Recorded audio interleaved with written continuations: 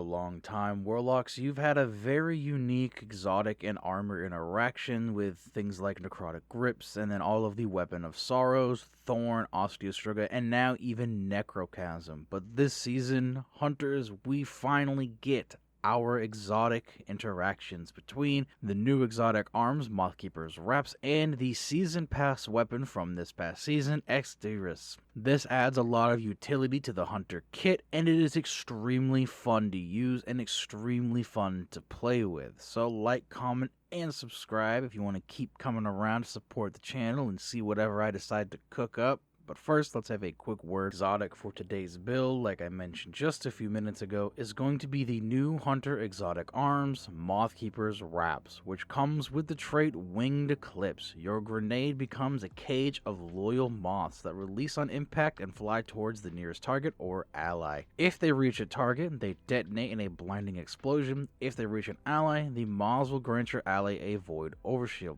This replaces whatever grenade you have equipped with a cage of loyal moths, while also granting you an extra grenade ability charge. This cage of moths also has its own independent cooldown of 73 seconds at its base value, meaning whatever grenades you have equipped, don't worry about it, they have their own cooldown. When thrown, it will always release 2 moths that will track targets. For the Arc Moths, they fly slower, deal some very good damage in the area around them, and blinding them as well, which can be used against unstoppable champions, and they count as arc grenades, which will be very helpful when we talk about the class setup later. As for the Void Moth, it flies much faster, seeking out allies to give them a 22 HP Void Overshield, and because it is very specifically a Void Overshield, they will also get the 50% damage reduction that it also gives. When there are no enemies around, it will always spawn 2 Void Moths, and if no allies are around, it will always spawn 2 Arc Moths. So you can kind of play around with this, be like, oh, my allies need a shield, let's throw it at my feet. I don't need any shield, let's just throw it really far and have the moths fly and track any enemy that is near us. So far, these exotics have been extremely fun to play with, and I haven't taken them off since I got them. They're extremely fun. And we can have about 10 times more fun, as this season we got the perfect weapon to pair with this build, and that would be our season pass weapon Ex Diris, an arc special grenade launcher that comes with the exotic trait Corrupted Nucleosynthesis. This weapon enrages when dealing or taking sustained damage, gaining increased rate of fire while in rage. This gives a good bump in its rate of fire, allowing it to put out some decent DPS against champ and some bosses. The other traits on this weapon include Nucleosynthetic Magazine. This magazine continually draws ammo from reserves. The magazine also enables firing arc projectiles that detonate on impact.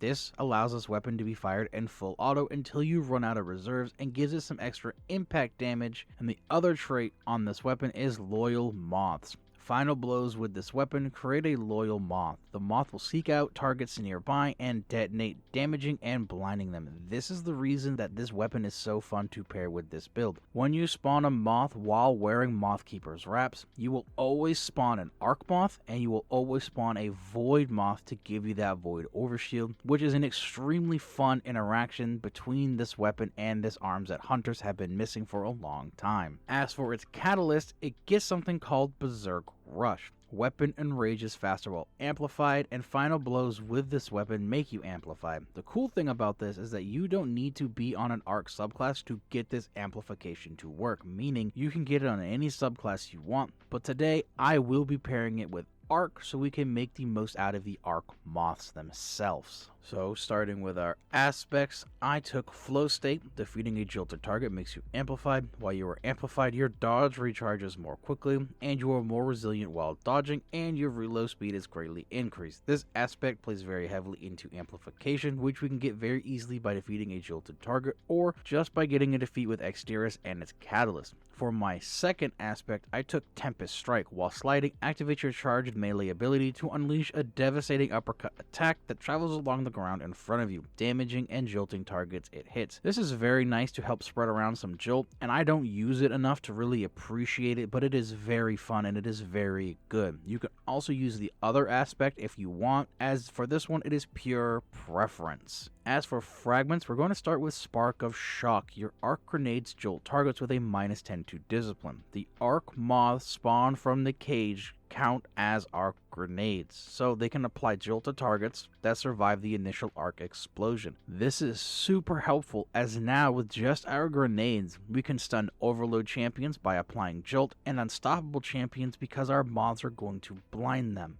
And this does work. I tested this out in a lost sector the other day for about an hour, and it worked every single time, which adds a lot of utilities to these grenades. Spark of Ions. Defeating a jolted target creates an ionic trace. We'll jolt targets from our Tempest Strike and our grenades so we can get that extra energy that ionic traces provide with ease, and it is extremely helpful as they do provide quite a bit of extra energy. Spark of Haste. You have greatly increased resilience, recovery, and mobility while sprinting. This is just nice to have because of the bonuses to our stats while we sprint, but you can change this out for things like Spark of Resistance just so you can have that extra resistance while surrounded, which will lead us to our last fragment, Spark of Beacons. While you are amplified, your arc special weapon final blows create a blinding explosion. Will be amplified all the time from our different sources, meaning that every time we get a defeat with Ex Diris, it will cause that blinding explosion before we even make a moth to then seek out and blind targets as well. I found this to be extremely helpful dealing with large groups of adds, as of course blinding is an extremely strong thing to have in our kit between the arc blinding or the disorienting grenades from our special grenade launchers. They are invaluable and extremely helpful, especially in high-end content. For our artifact, we're going to start with the Strand and Arc combo siphon mod. So if we choose to run a Strand heavy, we can, but this is mostly to progress the artifact into that next column. We also have Elemental Orbs Arc. When we defeat a target with an arc weapon, we have a chance to spawn an arc orb that can be thrown to create an arc explosion that will jolt targets. We're then going to take Elemental Fury, so our abilities and elemental orbs do more damage to champions. Communal pickups. When an ally picks up our elemental orb, we will get a bonus damage to our arc weapons. Refreshing pickups. When we pick up an elemental orb, we will gain ability energy to our least charged ability. We're also going to take Monochromatic Maestro. When we deal damage with an ability, we will get a bonus to weapon damage, and when we deal damage with a weapon, we will get a bonus to ability damage. This is a 10% bonus for 5 seconds. We're also going to take Elemental Embrace. When we have a subclass buff, we get bonus recovery and resistance against combatant attacks of the same element. For this build, since we are able to use 2 subclass buffs, we are going to get 2 of these buffs. We're going to have resistance against Arc when we are amplified, and we're going to have resistance against Void when we have that overshield, which yes, does stack with its already pre-existing 50% damage reduction. As for our armor mods, starting with our helmet, we have Ashes to Assets, so the mods can generate us a little more super energy. Harmonic Siphon, so we can make orbs from Ex Diris, and since it is a special weapon and the main center point of this build, I also put in Special Ammo Finder. On our arms, we have Firepower to make orbs from the Arc Moths, Grenade Kickstart, so we can get a good chunk of energy back when throwing the Cage of Moths, and Bolstering Detonation for the additional energy to our dodge so we can get our Tempest Strike back immediately. For our chest, it's just charged up for more armor stacks, and then Resist or Reserve mods depending on what you want to run. For legs, we have Stacks on Stacks. We can get 2 stacks of Armor Charm for 1 orb, Innervation for more grenade energy on orb pickup, and I'm running an Arc Scavenger, which can be made cheaper by the artifact perk